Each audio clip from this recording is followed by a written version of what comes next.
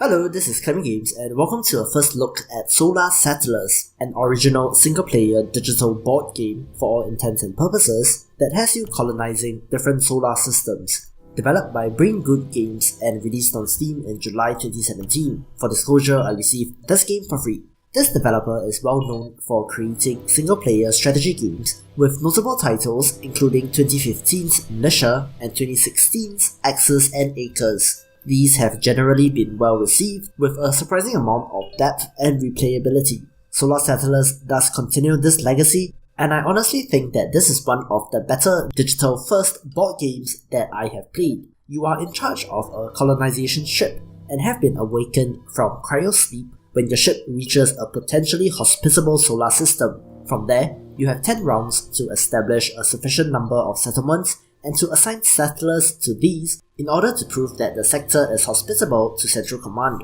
During every round, the main input here is moving your settlers from sector to sector, exploring the system and uncovering new planets, while at the same time ensuring that you have enough resources to attain your ultimate goal of colonization. Before we get into the gameplay proper, I will first talk about the resources displayed in the top right corner to give you an idea of what we need to manage. Firstly, in orange, we have fuel, which is used to move your settlers by one space per fuel. Oxygen is blue, where we will require 1 unit of oxygen per settler per round on the board, otherwise they will suffocate and die. And finally, metal is in brown, which is mostly used to construct cards from your hand onto tiles on the board. The green dome-like resource is an indicator of the number of settled settlers that you have banked as compared to the total number that you need to win the game. And lastly, in red, is a measure of your military might, obtained from the construction of certain structures such as a satellite outpost, which will then allow you to explore the tiles on the board with a military indicator on them.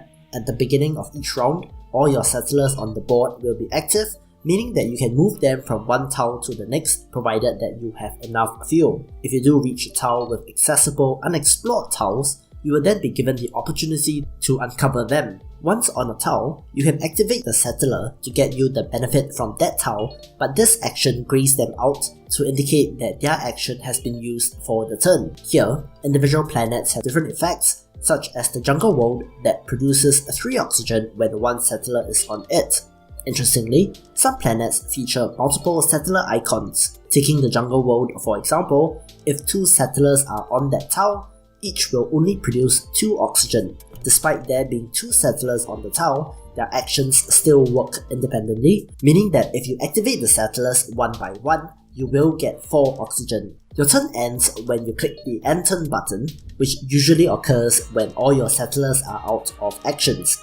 At the bottom of the screen, you can see your current hand of cards, which are obtained from certain tiles on the board being activated by a settler or from your colonization ship, some of which automatically produce cards every turn. The usual application for these is the conversion of a tile to whatever structure that you want to build.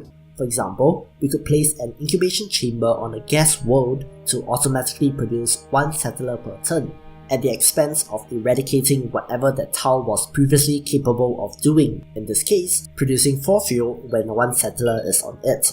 You can even replace structures that you have previously built depending on the needs of the colony at that particular point in time. Furthermore, certain cards do use metal to build as well, which is where the rock world is particularly important, since with 2 settlers on it, each can produce 2 metal and 1 fuel per activation.